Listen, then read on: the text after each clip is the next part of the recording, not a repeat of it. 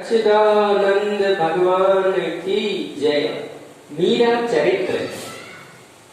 दूधा का आज अपनी पोती मीरा से कह रहे हैं कि बेटी कुछ सुना, उनका स्वास्थ्य ठीक नहीं है, आज उनका बहुत ही सही कष्ट में है। मीरा ने पद सुनाया, पद पूरा हुआ, पर भैरवी की कुछ मधुर रागिनी ने सबके मनों को बांध लिया। मधुर संगीत और भावमय पद श्रवण करके श्री चैतन्य दास अपने को नहीं रोक पाए।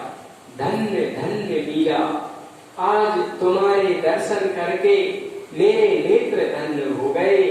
तुम्हारा अलौकिक प्रेम, संतों पर श्रद्धा, भक्ति की लगन, चराचर को मोहित करने वाला मधुर कंठ, प्रेम रस में छके ये नेत्र, इन सब को देखकर ऐसा लगता है मानो तुम कोई ब्रज गोपिका हो। बेजन भाग्यशाली होंगे जो तुम्हारी इस भक्ति प्रेम की वर्षा में भीगकर आनंद लूटेंगे। राजन, धन्य है आप और आपका यह वंश जिसमें यह नारी रत्न प्रकट हुआ है। महात्मा जी जो आए हैं चैतन्य जी, वो मीरा के पद सुन के आज बहुत सराहना कर रहे हैं। मीरा ने सिर नीचा कर इस असहनीय प्रशंसा को सुना और संत के चुप होने पर प्रणाम करते हुए धीरे से कहा, कोई अपने से कुछ नहीं होता भगवान। उसने वाक्य अधूरा छोड़कर उनकी ओर देखा। मीरा सम्मान स्वीकार नहीं कर रही, लज्जित हो रही है। सम्मान दूधा जी ने संत के लिए आहार व्यवस्था का संकेत किया।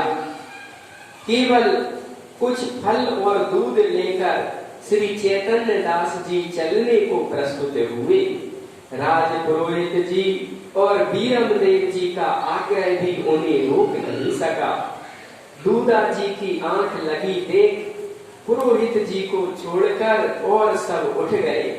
मीरा भी अपने कक्ष में आ गई, पर उसके मन में रह रह करके एक नाम बार बार गूंज रहा था, श्री कृष्ण चैतन्य। ना जाने तुम कौन हो। मीरा के मन में तुम्हारे प्रभु प्रेम ने मुझे दासी, तुम्हारी दासी बना दिया।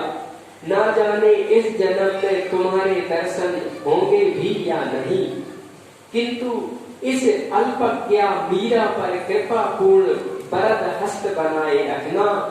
जहाँ हो वहीं से आशीर्वाद दो।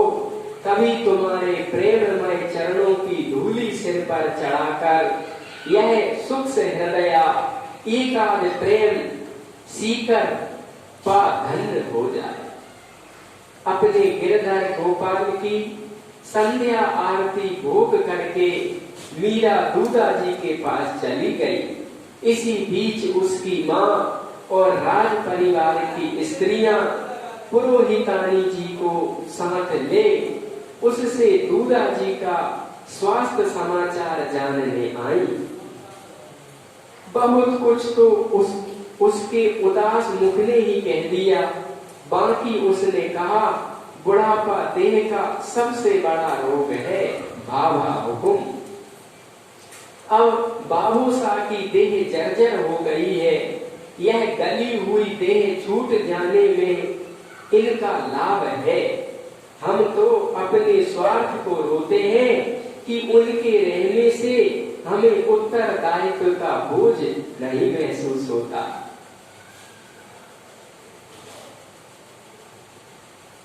मीरा जी कह रही है कि अब देह जर्जर हो गई, जैसे जो काम लेने तो जितनो साथ देने तो वाने दे दो।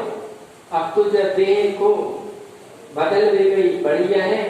हमें तो इस बात का हो कि वे रहते तो कछु काम में आते, बुद्धि देते। जब बात सुनी पुरोहितानी से मीरा ने कही, कैसी लड़की है यह, कईयों ने मन में कहा। कैसी सरलता से अपने सबसे प्रिय बाबूसा के लिए मरण की कामना कर रही है। पुरोहितानी और सोच रहे सब सुनने वाले कि कैसी मीरा है जामोड़ी। तो देखो सोच रही हो बाबा मर जाए, दादा मर जाए, मानता हूँ बहनों की सोच है, तेरे मरने की कामना कर रही है। सत्य मृत्यु है, मृत्यु वास्तव में दुखद नहीं है। मृत्यु इतना सरल और इतना आसान काम है जैसे कोई सो जाए। सोना कितना सरल है, पर दुख इस बात का होता है कि जो पाप करे हैं, जो अहंकार की भेंट चढ़ाए हैं, कईयों को बलि के बकरे बनाए अपने मेपन में, अपने शरीर का, अपने पद का, अपने धन संपत्ति का जो घमंड मन में रहता है, और उस अभिमान के चलते जो निर्दोषों को सताता है, वह पीड़ा मनुष्य को मृत्यु के समय डंक मारती। जो निर्दोषों को तन से, मन से, वाणी से कष्ट दिया है, वो पीड़ा मृत्यु के समय सारी याद आती है। क्योंकि हाथ पैर उस समय नहीं चलते, दिमाग चलता है, मन चलता है। तो मन दिमाग में वे बातें घूमत है जो पहले हमने करी गुजरी है, और वे याद आते जो बहुत एकाग्रता से करी गलत काम और गलत प्रकार के व्यवहार, वे सब दिमाग में घूमत है। तो हाथ पैर ना चले और मन चले तो वहां पे बहुत बुरी पीड़ा से गुजरता है कि हाथ पांव नहीं चल रहा है और मन चल रहा है, कामना चल रही है।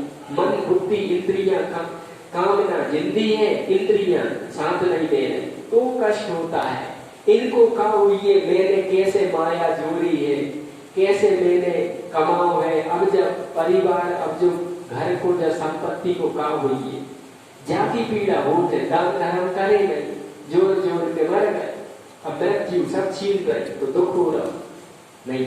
मृत्यु तो बहुत बड़ी परमात्मा से मिलने की एक समाधि है। प्रमोशन होता है मृत्यु में, विमोशन तो होता नहीं। जो शरीर कफ, खांसी, बादी, पित्त से, बुढ़ापे से, फेफड़े, दिमाग, आंखें, कान, जठरा, शरीर के अंग काम नहीं कर रहा है, उन्हें बदलने को समय आ रहा है, रिपेयरिंग हो रही है, सर्विसिंग हो रही है, प्रमोशन हो रहा हो, नव शरीर मिले हो, पर दुख इस बात का कि क्या हुई है, इसलिए व्यक्ति दुखी होता है। मीरा ने सही बात कह रही, महिलाओं को बुराई लग रही। मीरा ने देखा कि दूधा जी का अंतर मन चेतन था, किंतु देह की शिथिलता बढ़ती जा रही थी।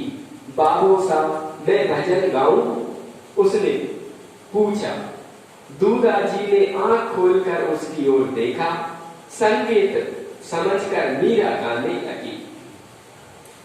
मैं तो तेरी शरण पड़ी रे रामा, ज्यों जने त्यों तार। मैं तो शरण पड़ी रे रामा, ज्यों जाने तनु तार।